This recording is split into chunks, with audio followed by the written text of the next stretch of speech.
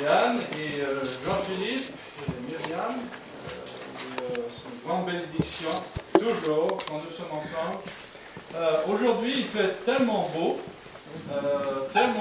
et j'espère bien que la lumière, la joie peut vraiment remplir cette place quand nous sommes ici ensemble pour s'encourager, pour louer le Seigneur, pour parler de lui et son plan éternel. Ok, il y a un petit bouton là pour commencer. Jean-Philippe, il m'aide chaque fois. Ah, c'est ça. Il faut pousser d'abord. Merci. Ouais, aujourd'hui on va parler, et même demain, on va parler de la grâce de Dieu, mais en action. La grâce de Dieu, l'origine de la grâce qu'on possède en Jésus. Normalement, on parle de la sacrifice de Dieu, mais parfois il faut regarder de plus proche la vie qu'on a en Christ. Et je voudrais partager des passages aujourd'hui concernant cela. Commençons avec ces passages, Colossiens 1 Pierre et Éphésiens 1. Mais avant de partir de tout cela, je dois dire que Chérie et moi, on a beaucoup de joie et ça nous donne beaucoup de joie d'être ici. Et on a conduit quelques jours, on a passé tout l'État de Maine en voiture et après on a passé par Baie-Saint-Paul, on a essayé de voir des baleines, mais qui n'étaient pas là. On a fait la connaissance de gens là encore à Baie-Saint-Paul, parce qu'on a fait, plusieurs fois on a fait de l'évangélisation à Baie-Saint-Paul et ailleurs, pour voir si il peut y avoir une assemblée là-bas aussi. On reste en contact aussi avec plusieurs ici au Québec par Skype. Je fais une petite étude avec René, Perry et aussi Martin Renier, à Bécomo. Et Jean et moi, on a passé par tout dans la province. On est passé par Alma, Roberval, Tadoussac, Bécomo, Saint-Yves, Rimouski, je sais pas. Partout, on a passé chaque fois qu'on était là. On a parlé avec beaucoup de gens et même on a fait des petites réunions pour partager les bonnes nouvelles. Alors c'est toujours bien quand nous sommes ensemble. J'espère cette fois-ci de partager des choses concernant la grâce de Dieu qui peut nous aider, qui peut nous fortifier chaque jour. J'ai beaucoup d'intérêt en encourageant les chrétiens dans le monde francophone dans leur foi quotidienne, dans leur marche quotidienne avec le Seigneur. Parce que le monde est assez fou. Il y a beaucoup de choses dans le monde qui sont tellement dangereuses même. Il faut vraiment concentrer sur le royaume de Dieu et tout ce que Dieu veut pour nous chaque jour. Autrement, c'est possible d'avoir trop de bruit dans la tête et c'est possible même de perdre un peu notre chemin de temps en temps spirituellement. Et c'est tellement important de rester dans la parole de Dieu, la parole vivante, de rester avec les autres chrétiens quand on peut et de nous fortifier dans la parole de Dieu. Alors, il faut constater que Jésus Jésus, la personne, Jésus, le Fils de Dieu, Dieu dans la chair, parfois les gens ils pensent à Jésus comme statue sur la croix, toujours sur la croix. Et même en venant ici, on a passé par une grande maison, et ils ont eu une statue de Jésus sur la croix, toujours en train avec beaucoup de sang et tout ça. Et ça, c'est pas la bonne nouvelle. La bonne nouvelle, c'est une partie que Jésus est mort pour nous. Amen. Mais la bonne nouvelle, c'est qu'on peut mourir avec lui pour avoir la vie éternelle, la vie abondante, la vie avec le Père, tout à fait ouvert avec notre Père céleste. Il a tout changé. La vie et la mort de Jésus a tout changé. Mais la résurrection de Jésus, ça nous donne la vie éternelle. La vie éternelle. Mais entre-temps, on a besoin de la force chaque jour. La force spirituelle. Alors, il y a un processus que Dieu il a mis juste au milieu de son plan. C'est un plan qui concerne notre sainteté, la pureté de nos cœurs, de nos esprits. Rappelez-vous que Jésus, en Matthieu 5, verset 8, qu'il a dit que seulement les gens qui ont des cœurs purs verront Dieu. Seulement ceux qui ont le cœur qui est pur va voir Dieu face à face. Et en commencement, c'est un peu difficile. On dit, quand j'étais adolescent, j'ai dit, ça c'est assez dur, hein, c'est presque impossible. Comment est-ce que je vais accomplir ça, d'avoir un cœur tout à fait pur pour que je peux voir Dieu face à face. Mais Jésus, il est le chemin.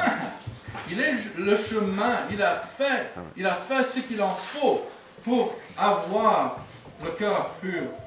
On peut avoir un cœur pur à cause de tout ce que Jésus a fait pour nous, à cause de qui il est.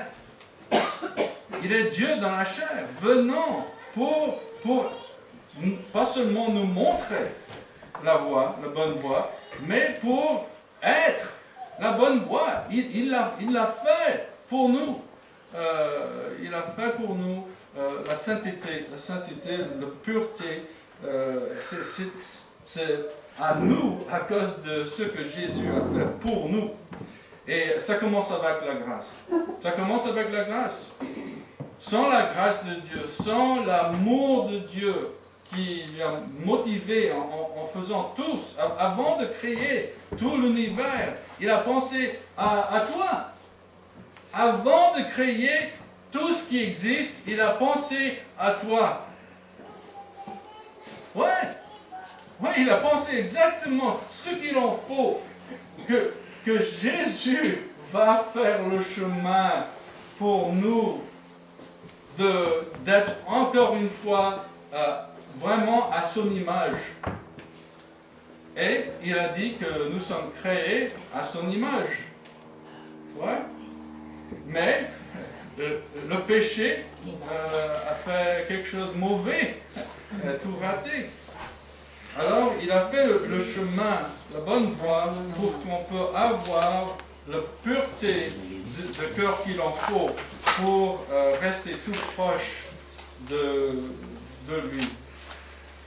Ok, demain et aujourd'hui et demain, je voudrais que vous imaginez deux grands paniers gigantiques, des grands paniers. Un ici avec le mot pécheur. L'autre grand panier, l'autre côté, avec le mot sauver. Sauver. C'est les deux paniers. Et au milieu, il y a le baptême.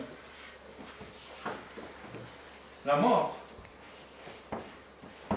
Le commencement de la grâce pour nous, la grâce de Dieu.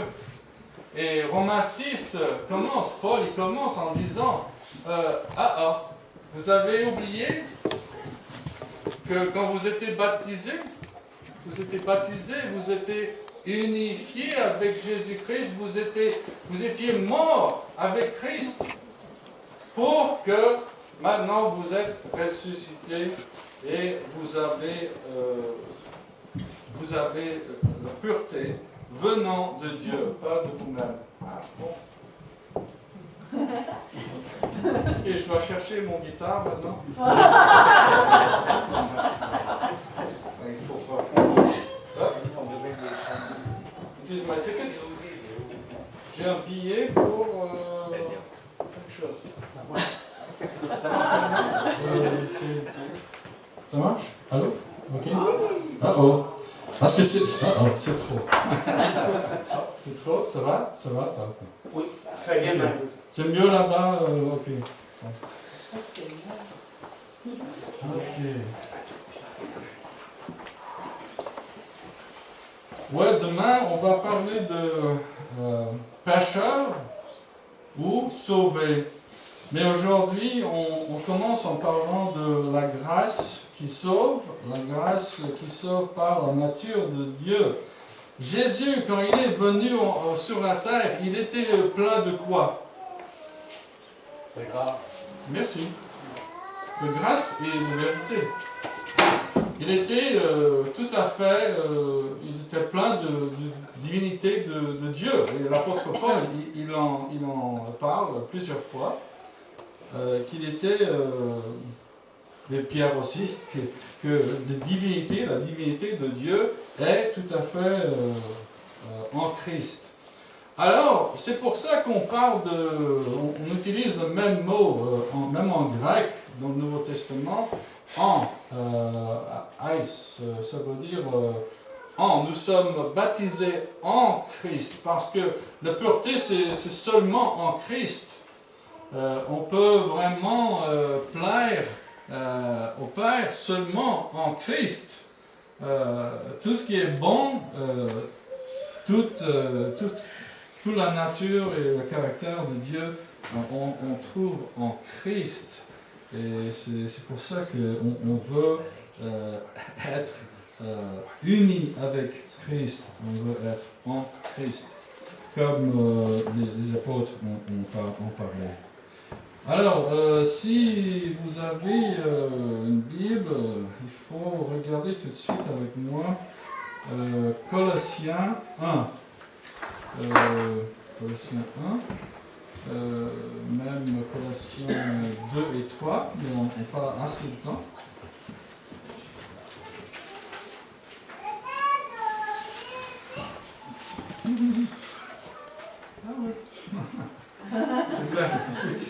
Je suis très content que tout le monde est là.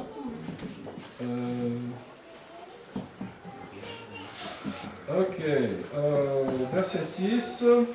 Cet évangile qui est parvenu jusqu'à vous, comme aussi dans le monde entier, porte du fruit et s'accroît, comme aussi parmi vous, depuis le jour où vous avez entendu et connu la grâce de Dieu en vérité. Ok, ça commence comme ça. Ça, c'est le commencement de l'être aux Colossiens par l'apôtre Paul. Dans l'11e verset, il dit croissant par la connaissance de Dieu, portant du fruit en toute bonne œuvre et croissant par la connaissance de Dieu, étant pleinement fortifié selon la puissance de sa gloire, pour toute patience et toute persévérance avec joie, rendant grâce au Père qui nous a rendus capables d'avoir part au lot de saints dans la lumière, qui nous a délivrés du pouvoir des ténèbres et nous a transportés dans le royaume du Fils de son amour, en qui nous avons la rédemption, le pardon des péchés. C'est ça que nous avons. Les apôtres, ils nous rassurent, c'est tellement clair là. Paul, il veut fortifier les Colossiens, il veut nous fortifier. Le mot grâce, c'est lié avec le mot en grec aussi, le charis, et aussi chara. Chara, c'est joie, avec joie, chara, rendant grâce au Père. Et ce mot grâce, ça veut dire remercier Dieu. C'est intéressant parce que quand on expérimente qu'on a la grâce, on a la grâce en vue, ça nous donne de joie et ça nous donne aussi, ça nous motive à prier, de remercier Dieu pour les bonnes choses qu'il a faites. Bon, en ce cas-là, il parle des saints et il parle d'être délivré du pouvoir des ténèbres, du pouvoir des péchés. Et ça, c'est quelque chose qu'on va parler concernant ça quelques fois aujourd'hui, parce que c'est très important. Jésus n'est pas seulement mort comme sacrifice une fois pour tout, pour qu'on peut continuer comme avant, exactement comme avant, pensant comme avant, faisant comme avant.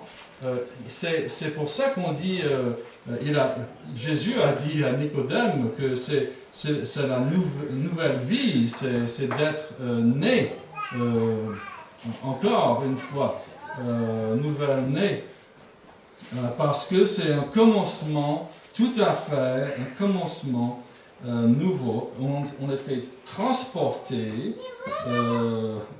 redemptés, transportés dans le royaume du Fils de son amour.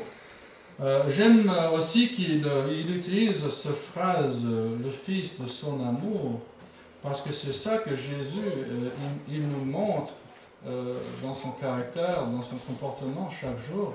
Il nous montre comment aimer Dieu, le Père, comment aimer les autres autour de nous.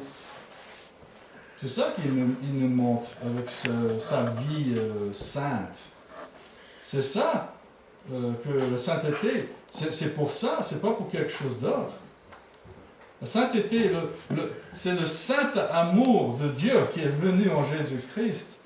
La grâce et la vérité qui étaient en Christ, ça se manifeste dans un comportement de gentillesse, de douceur, d'amour, qui était rare, même à ce temps-là, mais aujourd'hui aussi. C'est assez rare. Les êtres humains, ils n'ont pas l'habitude d'avoir telle attention, concentration que ça sur les bonnes choses, d'expérimenter vraiment la joie pure dans le cœur comme ça. Mais c'est ça que Jésus est venu pour nous donner. C'est un don. Ok. Il parle des autres choses là, mais il parle aussi dans le 3e chapitre de Colossiens, il dit si donc vous avez été ressuscités avec le Christ, cherchez ce qui est en haut, où le Christ est assis à la droite de Dieu. Pensez à ce qui est en haut, non pas à ce qui est sur la terre, car vous êtes morts et votre vie est cachée avec Christ en Dieu. Quand le Christ qui est notre vie sera manifesté, alors vous aussi, vous serez manifestés avec lui en gloire. Ça, c'est votre avenir. Ça, c'est le futur pour vous, si vous êtes en Christ. Il est en train maintenant de nous aider à penser différemment. Vous savez qu'en commençant le chemin avec Jésus, il a dit de repentir, ça veut dire métanoïa, de changer, métanoïa, changer ce qui est dans la tête. C'est pas seulement tourner, je dois tourner vers Dieu, c'est vrai, mais il s'agit aussi de changer les pensées. Il faut changer les pensées. Si Dieu, il va nous transporter du monde dans le royaume du Fils de son amour, il faut qu'on change de pensée. Mais je connais beaucoup de chrétiens dans le monde, partout dans le monde, qui n'ont pas changé leur pensée. Même pas encore. Ils utilisent la même pensée qu'ils ont eue avant de suivre Jésus. Quelque chose ne marche pas avec ça. Parce que ce n'est pas un accord avec le mot de Dieu. La parole de Dieu nous indique qu'il faut changer nos pensées en suivant Jésus. Il essaye de nous enseigner un autre moyen de penser. Un moyen qui est pur. Pas plein de ce qui est dans le monde. Pas plein de péchés, pas plein d'autres choses perverties, mais plein de la bonté de Dieu, la joie de Dieu, la pureté du cœur de Dieu, ce qui nous a créés dans son image. C'est ça qui a été raté par le péché. Alors, en Christ, il fait tout changer. Et c'était le plan. Le plan était pour tout changer. Alors, il y a plusieurs choses à expliquer, mais je crois que vous pouvez voir où je vais avec tout cela. C'est pour ça que il dit aussi, Paul dit au verset 12, « Revêtez-vous donc comme des élus de Dieu saints et bien-aimés, d'affection miséricordieuse, de bonté, d'humilité, de douceur, de patience. » En pardonnant, ça c'est tout le caractère de Dieu. Ça c'est le nature de Dieu. Pourquoi on peut être en Christ? C'est à cause de la grâce de Dieu. Il est miséricordieux. Il a toutes ces choses envers nous. Et en Christ, on trouve l'humilité. Ça commence avec ça. La vie nouvelle commence avec l'humilité. Et ça, c'est un autre mot en grec dans le texte du Nouveau Testament, en parlant de upotasso. Upotasso, ça veut dire, c'est pas seulement humilité, c'est de nous mettre ici Dieu, ici nous. Et chaque jour, quand je me lève, je me mets juste là. Dieu, il est là, moi je suis là. Chaque jour, ça c'est l'humilité. Je dois prendre la bonne place en ce qui concerne Dieu. Alors, Christ, il nous a pardonné, alors il faut qu'on nous pardonne. On se pardonne chacun. Vous aussi faites de même. Par-dessus tout cela, revêtez-vous de l'amour, qui est le lien de la perfection. Il y a beaucoup de gens qui ne veulent pas même parler de sainteté, la sainteté ou de perfection, mais les apôtres, ils en parlent. En disant cela aux Colossiens, Paul, il leur aide à voir comment l'amour est lié avec la perfection. Sans l'amour de Dieu, nous n'aurons jamais la perfection. Mais en suivant Jésus, il nous donne l'amour de Dieu. Dieu, il est en train de verser son amour, son grand amour, même directement dans nos cœurs. Ça, c'est Romains 5:5. Ça c'est Dieu. Il est en train de verser son amour pur dans nos cœurs par le Saint-Esprit. Ça fait partie de ce processus de devenir saint, comme il est saint. Et ça commence avec la grâce, l'amour pur, saint, venant de Dieu. Et c'est seulement par ça qu'il peut vraiment nous donner la paix, la joie et la paix. Ça vient à travers l'amour saint.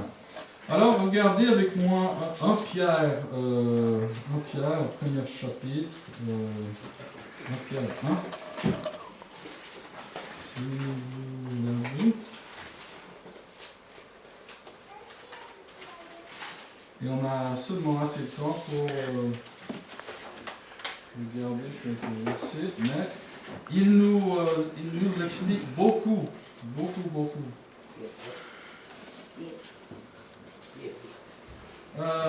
En commençant son épître, Pierre, il parle d'un deuxième verset. En sainteté de l'esprit pour l'obéissance et que la grâce et la paix vous soient multipliées. C'est plus que des mots. Ça, c'est le message. Le message, c'est que à cause de ce que Dieu a fait en Jésus, que la grâce et la paix soient multipliées pour nous chaque jour. Ça, c'est le plan.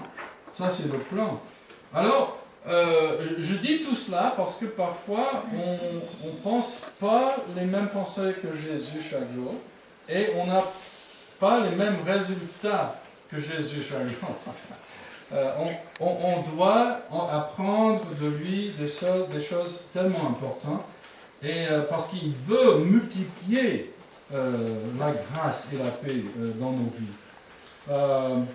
Béni soit le Dieu et Père de notre Seigneur Jésus-Christ, verset 3, qui selon sa grande miséricorde, nous a régénérés pour une espérance vivante par la résurrection de Jésus-Christ d'entre les morts, pour un héritage incorruptible, sans souillure, inaltérable, conservé dans les cieux pour vous, qui est gardé par la puissance de Dieu, par la foi, pour un salut qui est prêt à être révélé au dernier temps.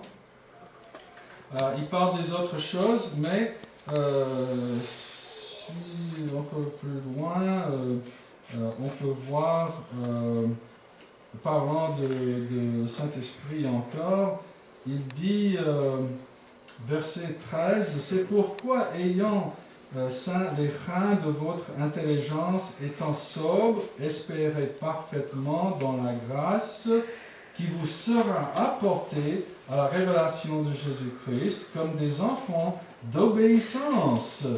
Ne vous conformez pas à vos convoitises d'autrefois, quand vous étiez dans l'ignorance, mais comme celui qui vous a appelé est saint, vous aussi soyez saints dans toute votre conduite, parce qu'il était écrit, soyez saints, car moi je suis saint. Ça, c'est à l'image de Dieu. Jésus est venu pour ça. Mais parfois, j'entends les chrétiens, même des prédicateurs assez souvent, qui disent que nous sommes tous pécheurs. Mais ils parlent à des saints, ils parlent à ceux qui sont en Christ. Demain, je vais vous montrer comment il n'y a pas de pécheurs en Christ. Je vais vous montrer. Pécheurs comme l'apôtre Jean l'explique. Il explique bien.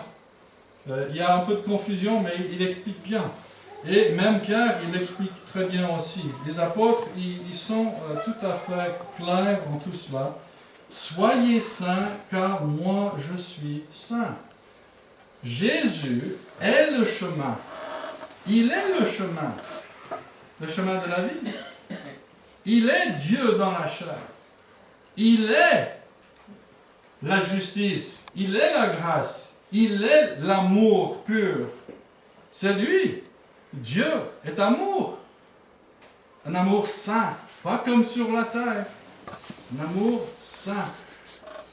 Tout à fait.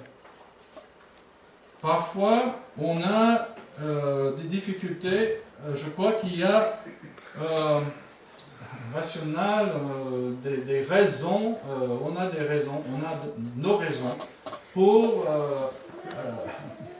ne pas accepter tout ce que les apôtres ont dit concernant comment devenir saint comme Jésus. Parce que il faut de travail, il faut changer nos pensées, il faut changer aussi ou de coopérer avec le Saint-Esprit en changeant nos comportements aussi. Dieu, il peut tout changer.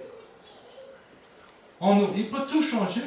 Mais parfois, c'est nous. Nous ne sommes pas tout prêts. Nous ne sommes pas tout à fait ouverts pour lui nous changer. Mais ça, c'est le recommencement. Le recommencement, la nouvelle vie. La nouvelle vie, c'est que Christ,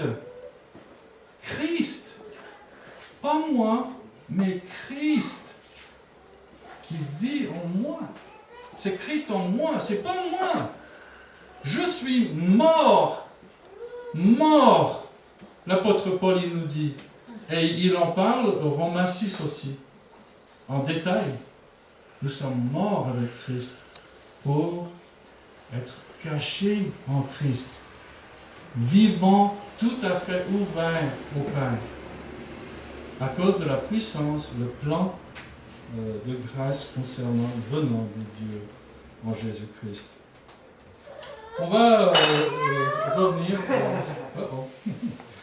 revenir à cela, mais il faut constater quelque chose concernant ça.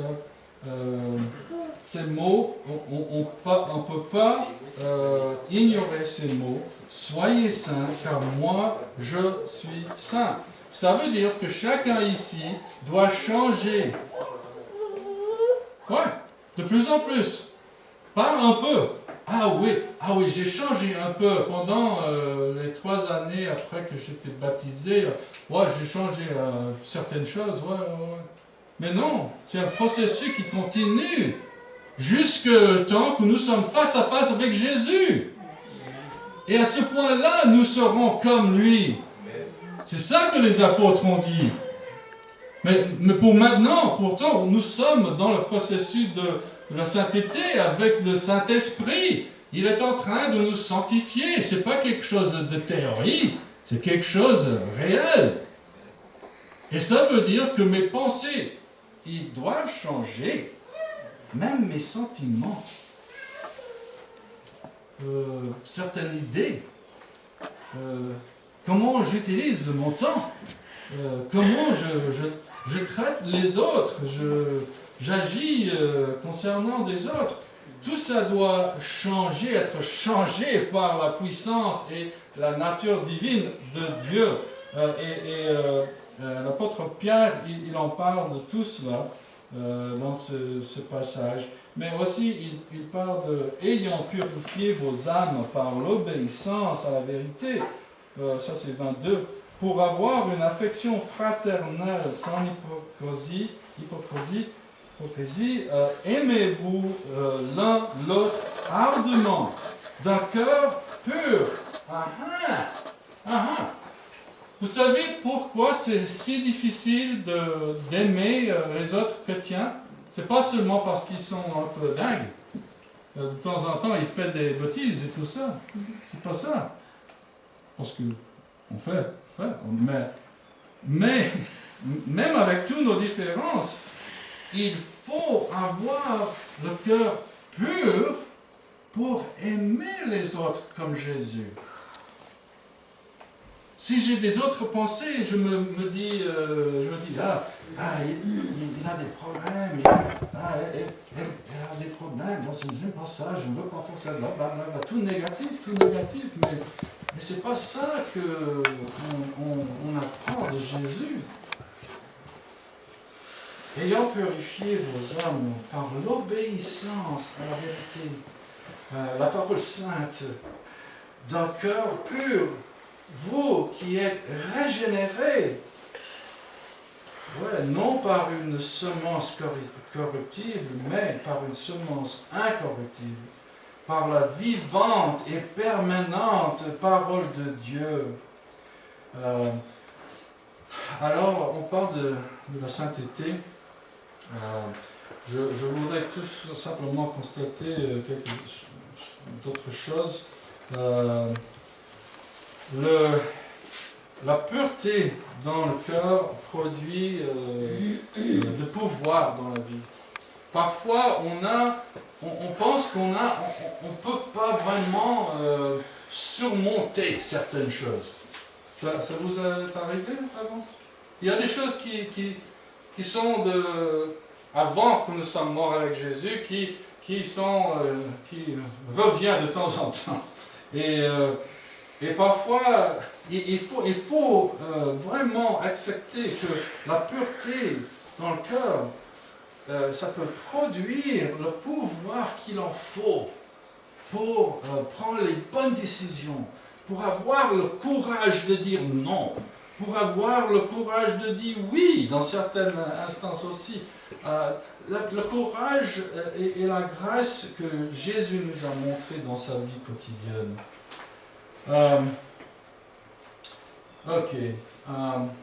On a parlé de qui est Jésus un peu. Qu'est-ce qu'il partage avec nous? C'est vraiment le caractère de Dieu, c'est la divinité de Dieu. Et Pierre, il nous explique beaucoup dans ces deux épîtres. Comment il a agi, il était plein de grâce et de vérité. Et le mot qu'il a utilisé en Matthieu 5, 8, c'était la phrase kadaroi en cardia, ça veut dire concentré. Kadaroi, c'est pas pureté, comme on pense avec l'or, de purifier l'or et tout ça. Ça veut dire, kadaroi, ça veut dire concentrer sur une chose, tout le temps, une chose. Il faut mettre au premier, quoi? Le royaume de Dieu. Sa justice, avant tout.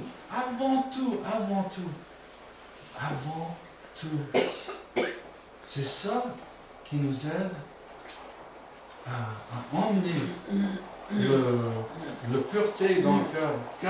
Quand nous sommes concentrés sur Dieu le matin, l'après-midi, le soir, et on pense pas qu'est-ce que je veux, mais qu'est-ce qu'il veut, qu'est-ce que c'est la volonté de Dieu aujourd'hui pour moi, pour tout le monde autour de moi.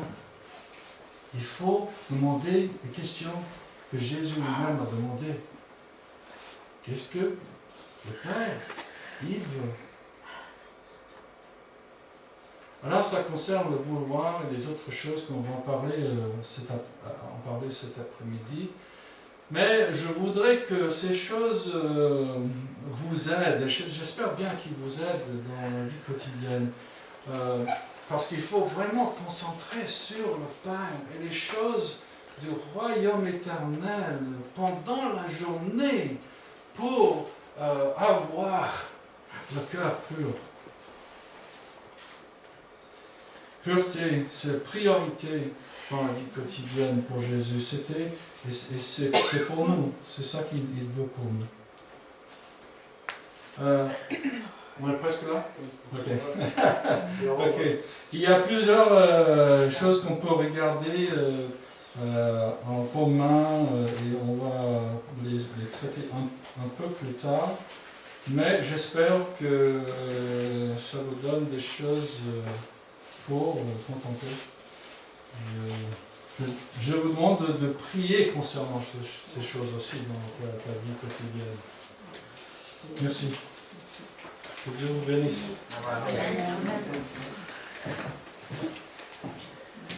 Merci beaucoup, Brian. Notre temps est un peu décalé parce qu'on a commencé un peu plus tard. On voulait attendre que certaines personnes arrivent. Et puis, est-ce qu'il y a quelqu'un qui n'a pas eu de petit des petits billets pour le tirage? Jean, Oui. si tu m'en donnes un autre, ça va me donner plus de chances de gagner. Je ne crois pas à la chance. Merci beaucoup, Bren. Merci beaucoup, Bren. Bren disait une chose tantôt qui m'a fait sciller les oreilles. Il a dit qu'on n'était plus des pécheurs. Puis là, je vous dis, vous êtes encore des pécheurs. Donc, Bren et moi, on a même pensé là-dessus. Vous allez comprendre tout à l'heure, à la fin de cette étude, que quand on devient chrétien, OK, on a changé d'orientation, on a un objectif qui est super, qui est vraiment merveilleux, c'est d'être comme notre Seigneur Jésus. C'est d'être pareil comme lui. Et puis dans cet effort, dans ces efforts à s'améliorer, on se rend compte qu'on tombe, on fait des chutes. Et puis c'est de ça dont je veux vous parler ce matin. Vous rappelez-vous quand l'apôtre Pierre a posé la question à Jésus, Seigneur, si mon frère a 7 fois péché contre moi, combien de fois dois-je lui pardonner? Dois-je lui pardonner jusqu'à 7 fois? Jésus lui dit, je ne te dis pas 7 fois, mais 70 fois, 7 fois. Alors ce matin, de quoi je vais vous parler à mon tour pour la grâce, évidemment la grâce de Dieu, c'est comment faire pour se pardonner quand on a de la misère à se pardonner. Parce que c'est dur parfois se pardonner. C'est très dur de se pardonner. Vous vous rappelez que Pierre, quand il avait renié Jésus 3 fois, comment c'était dur pour lui de se souvenir de ce mauvais moment, comment c'était dur pour lui devant le Seigneur, quand il l'a vu passer devant lui, il s'est mis à pleurer. Ça fait très mal quand on pêche. On voit l'apôtre Jean dans le Nouveau Testament, vers environ peut-être 80 ans. Et puis Jean nous dit, si nous disons que nous n'avons pas de péché, nous nous séduisons nous-mêmes. Alors de quoi je veux parler ce matin? Bien écoutez, ce que j'aimerais faire dans cette étude, c'est de nous aider à nous pardonner quand nous tombons. Et aussi à pardonner aux autres. Parce qu'on offense les autres, et aussi les autres nous offensent. Et c'est toujours un défi pour le chrétien d'en arriver à trouver ce pardon dans la grâce de Dieu. Le péché en général, les chutes fréquentes, les péchés les plus de grande gravité et ceux qui affectent nos relations humaines peuvent nous rendre difficile l'accès au pardon de Dieu pour soi-même et pour les autres. Et c'est vrai. Et je vais vous dire une chose, depuis que je suis devenu chrétien, j'ai connu des blessures encore plus grandes que celles que quand je ne l'étais pas. Alors, ça peut être parfois très, très difficile. Et j'espère que justement, à travers cette merveilleuse parole de Dieu qui est parfaite pour nous aider justement à trouver cette force-là, ce matin, on pourra trouver un peu d'édification. Alors, pourquoi avons-nous tant de difficultés à se pardonner soi-même et à pardonner aux autres? Pourquoi donc ça prend parfois un certain temps avant d'y arriver? Pourquoi aussi subissons-nous les conséquences des péchés antérieurs que nous avons commis et qui sont même à l'intérieur de nous? Des fois, on traîne à l'intérieur de nous une culpabilité, des tourments et des attitudes d'angoisse ou d'anxiété qui nous poursuivent. Mais pourquoi? Je crois premièrement que la première raison, ici je vais vous parler des 7 péchés que vous allez connaître aujourd'hui peut-être. Je vais vous parler de 7 péchés que vous allez commettre aujourd'hui. Et le premier péché, c'est le péché en général. Le péché en général. C'est quoi le péché en général? C'est que le péché, c'est la transgression de la loi de Dieu. OK? La Bible nous dit que le salaire du péché, c'est la mort. Un petit mensonge, c'est un péché. Jésus ne s'est jamais permis un petit mensonge. Vous rappelez-vous qu'est-ce que Jacques nous dit dans son épître? Il nous dit, si quelqu'un sait faire le bien et ne le fait pas, il commet un péché. Et n'est-ce pas que c'est une chose qui nous arrive? J'aurais donc dû faire cela. Tu sais? Et c'est un péché. OK? Quiconque commet le péché commet aussi une violation de la loi. Le péché, c'est la violation de la loi. 1 Jean 3, 4. Alors, quand on pêche, on viole la loi de Dieu. C'est quoi la loi de Dieu? C'est aime ton prochain comme toi-même. Aime ton Dieu de toute ton âme, de toute ta force, de toute ta pensée. Est-ce qu'on est capable de faire ça 24 heures sur 24? C'est un beau défi, hein? Mais je vous garantis que la journée ne sera pas terminée pour avoir oublié Dieu dans quelques petits recoins. Et puis, on va traiter notre prochain comme on n'aimerait pas qu'il nous traite. Pourquoi? Parce qu'on est encore des humains. On est encore des humains. Et le péché, dans le moindre de ces petites façades, comme les petits péchés mignons, évidemment, on fait des blagues des fois, mais ça n'existe pas devant Dieu. Le salaire du péché, c'est la mort. Et vous savez quoi? Ce qui est merveilleux dans tout ça, c'est que Jésus, s'il y avait eu un seul péché dans le monde, il serait venu mourir pour ce péché-là, pour ce pécheur-là. Juste un péché. Et nous savons que nous péchons. plus qu'une seule fois par jour. Deuxièmement,